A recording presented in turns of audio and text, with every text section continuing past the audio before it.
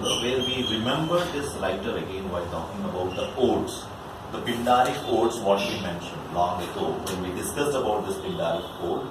I mentioned about this Abraham Cowley, Andrew Marvell, and also Wordsworth. So where you can expect a question in the form of match the following, where they can ask you the writer's name at one side and the odes. What are those odes they have written?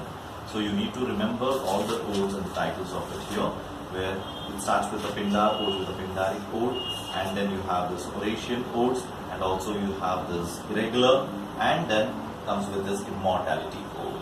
So this person has written a ode in which he praises Cromwell. When he returns from Ireland, he praises Cromwell, which appeared in the year 1650. Again, you can take a connection here, which we already discussed. Whereas after the death of Charles I, that is in the year 1649,